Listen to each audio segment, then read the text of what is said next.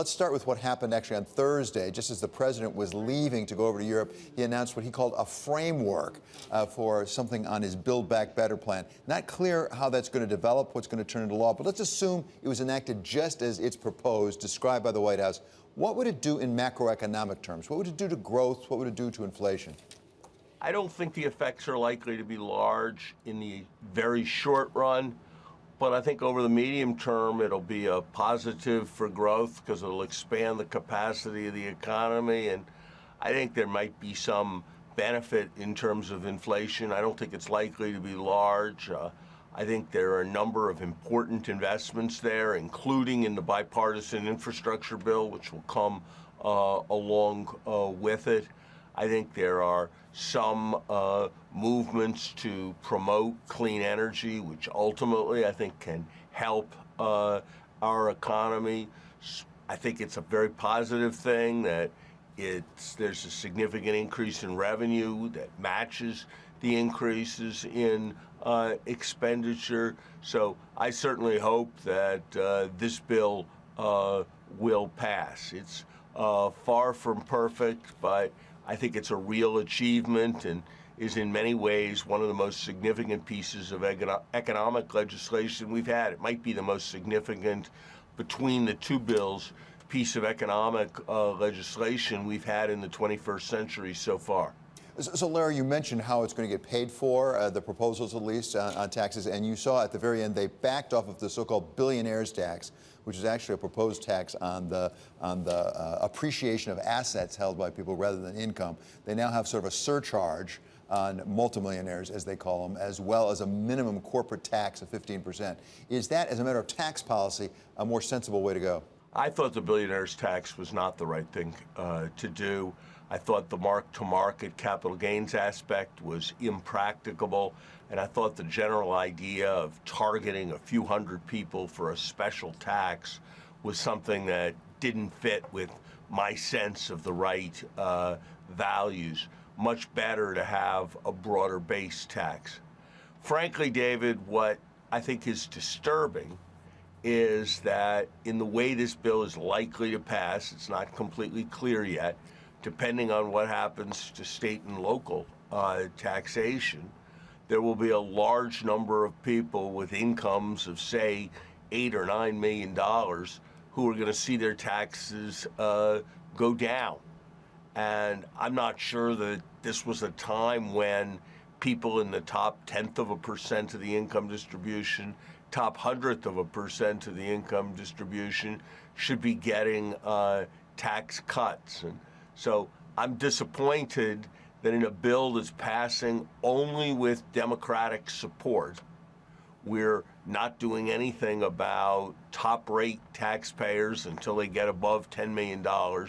We're not doing anything about capital gains. We're not doing anything about carried interest. We're not doing anything about so-called stepped-up basis and estate tax issues. I think it's an odd thing for there not to have been more taxation on people who can afford to pay it without going to the rather different step of singling out a few hundred people.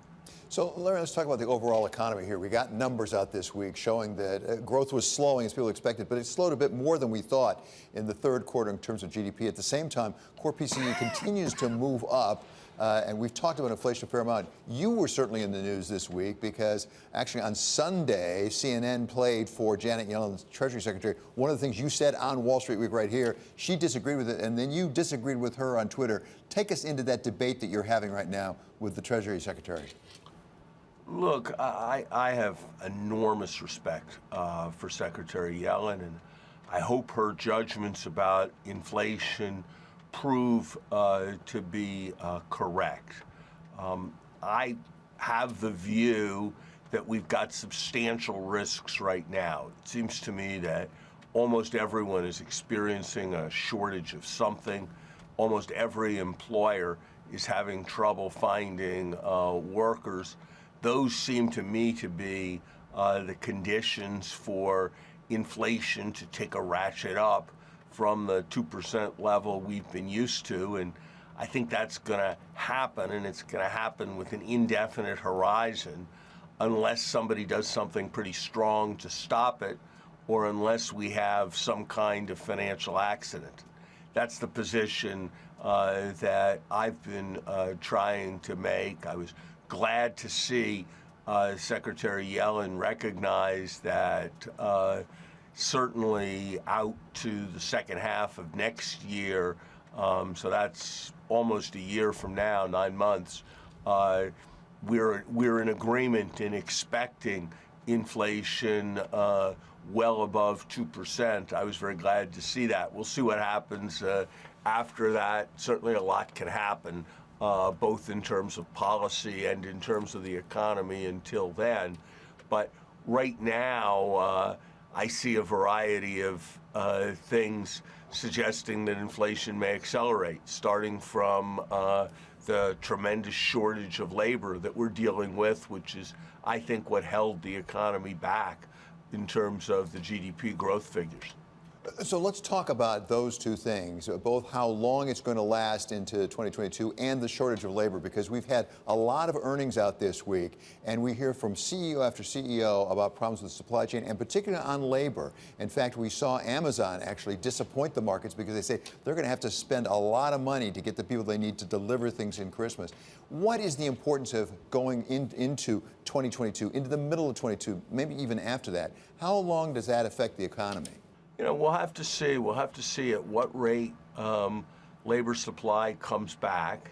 And if labor supply comes back, when it comes back, if it does, we'll have to see how much that adds to spending power.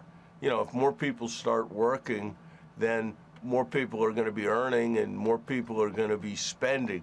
And so in terms of the supply-demand balance, it may not get us ahead by that large a margin.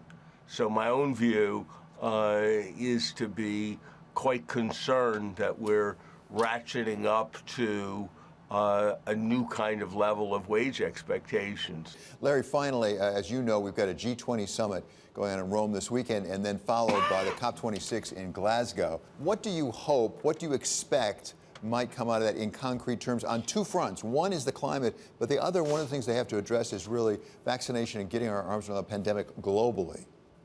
I hope we're going to see commitments on funding for vaccines, commitments on some kind of governance structure so that it's better managed the next time, and so we're focused on preventing the next global pandemic. And I hope we're going to see substantial commitments where there's a meaningful prospect of enforcement on the climate front. I'm not optimistic right now that we're going to see as much progress as I think future historians will think we needed on either global health or vaccines. But let's see what happens. A lot can always happen in the course of these meetings. So let me be very concrete for a moment. When we talk about trying to keep it down to 1.5 degrees centigrade, do they need to come out of COP26 with specific commitments about eliminating the use of coal at some date in the future? It would certainly be very helpful. Or they need to come out with some set of commitments on what they're going to get done in terms of being able to take carbon out of the atmosphere.